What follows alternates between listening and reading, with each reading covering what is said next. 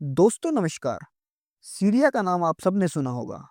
किसी समय बड़ा खुशहाल देश हुआ करता था, लेकिन सत्ता के लालच ने और तानाशाही ने इस देश को बर्बाद करके रख दिया।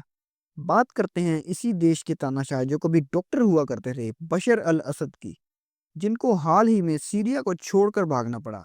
और क्यों अपने लोगों की भलाई चाहने वाले बशर इतने क्रूर तानाशाह बने। शुरू करने से पहले हमारे साथ जुड़ने के लिए सब्सक्राइब करें वर्ल्ड इंटरेस्टिंग फैक्ट्स को, और फेसबुक पर देखने वाले पेज को फॉलो जरूर कर लेना। सन 1970 में हाफिज अल असद, जो कि सेना के एक बड़े अधिकारी थे, सीरिया में तख्ता पलट कर देते हैं और खुद देश के राष्ट्रपति बन जाते हैं। ये थे बशर अल असद के पिता। हाफिज के राष्ट्रपति बनते ही सीरिया का बुरा दौर शुरू हो जाता है। सत्ता में बने रहने के लिए हाफिज भी खूब अत्याचार करते हैं। हाफिज शिया मुसलमान समुदाय से आते थे। सुन्नी बहुल देश में शिया समुदाय का राज करना आसान नहीं था, इसलिए हाफिज ने क्रूरता से राज किया। हाफिज के दो बेटे बासिल और बशर अल असद थे। बड़े बेटे बासिल को हाफिज का उत्तराधिकारी माना जाता था, और बशर का पॉलिटिक्स से दूर दूर तक कोई लेना देना नहीं था। 1992 में बशर अल असद लंदन चले जाते हैं और आई स्पेशलिस्ट डॉक्टर की पढ़ाई करने लगते हैं, लेकिन किस्मत को कुछ और मंजूर था। 1994 में कार एक्सीडेंट में बशर के बड़े भाई बासिल की मौत हो जाती है और बशर को स्वदेश लौटना पड़ता है। सीरिया लौटकर बशर सीरियन आर्मी ज्वाइन कर लेते हैं और उनको पॉलिटिक्स के लिए तैयार किया जाता है। बशर अल असद अपने पिता से बिल्कुल अलग मिजाज के थे। वे एक पढ़े लिखे नौजवान थे और वो सीरिया को आगे ले जाना चाहते थे। सन 2000 में हाफिज अल असद की मौत हो जाती है और 34 साल के बशर अल असद को सीरिया का राष्ट्रपति बनाया जाता है। बशर के लिए संविधान में तब्दीली भी की जाती है, क्योंकि सीरिया के संविधान के मुताबिक राष्ट्रपति के लिए 40 साल की उम्र जरूरी थी, जो कि बशर के लिए 34 साल कर दी गई। राष्ट्रपति बनने के कुछ दिन बाद बशर अपनी कॉलेज फ्रेंड आसमा से शादी कर लेते हैं और इनके 3 बच्चे भी होते हैं। शुरू में बशर के शासन में सीरिया खूब तरक्की भी करता है, क्योंकि बशर भी यही चाहते थे। सीरिया की जीडीपी में भी काफी सुधार आता है। साल 2009-10 में अरब देशों के तानाशाहों के खिलाफ विरोध अपने चरम पर था। इसकी चिंगारी सीरिया में भी धीरे धीरे सुलगने लगती है। बशर अल असद भी उस समय सत्ता के लालच में तानाशाह बनते जा रहे थे। सीरिया में भी लोगों पर जुल्म होना बढ़ता जा रहा था। असली कहानी शुरू होती है 2011 से। सीरिया की राजधानी से थोड़ी दूरी पर एक शहर है दारा। दारा में एक दिन एक 14 साल के स्कूली बच्चे ने अपनी भाषा में स्कूल की दीवार पर इट्स योर टर्न डॉक्टर लिख दिया और वहां से चला गया। बशर अल असद को डॉक्टर भी कहा जाता है, तो इसका मतलब था कि डॉक्टर अब तुम्हारी बारी है। मतलब जो हाल दूसरे देशों के तानाशाहों का हुआ है, वही हाल तुम्हारा होगा।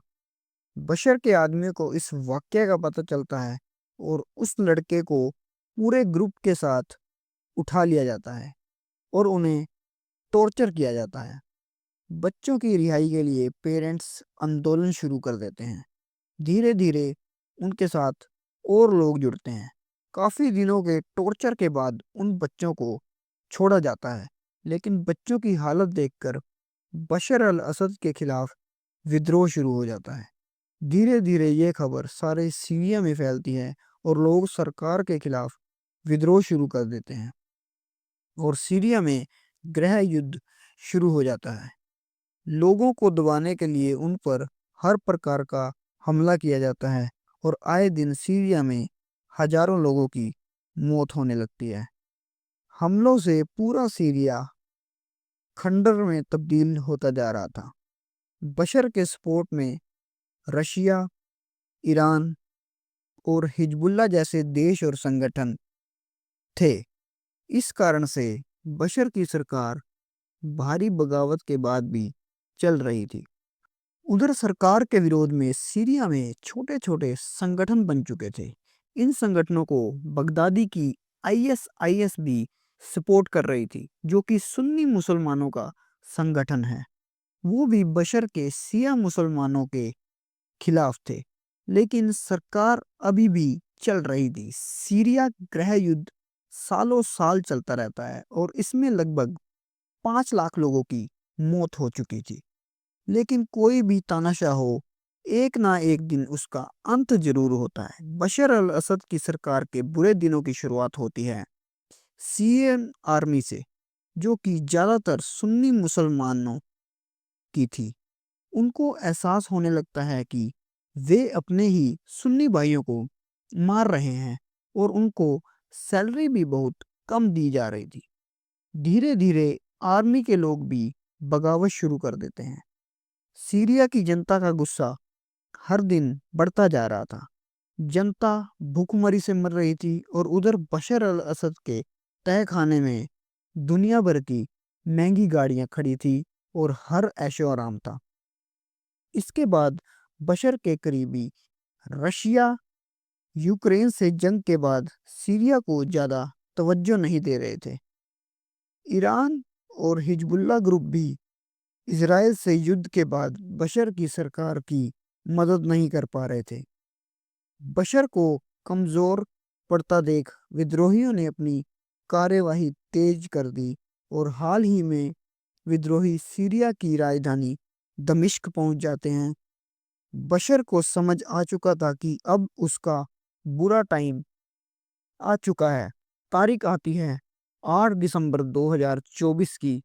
बशर अल असद प्लेन से उड़ते हैं और रशिया के मॉस्को में उतरते हैं। उनके पुराने दोस्त पुतिन उनको रशिया में शरण दे देते हैं। कहा जाता है कि अगर बशर अल असद समय रहते ना जाते तो उनकी हत्या भी हो सकती थी।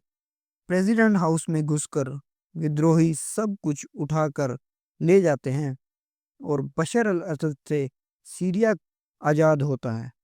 54 साल की तानाशाही आखिरकार खत्म होती है। हालांकि इसके लिए 5 लाख लोगों को अपनी जान गंवानी पड़ी।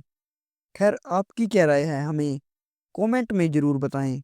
हमारे साथ जुड़िए वर्ल्ड इंटरेस्टिंग फैक्ट्स को सब्सक्राइब कर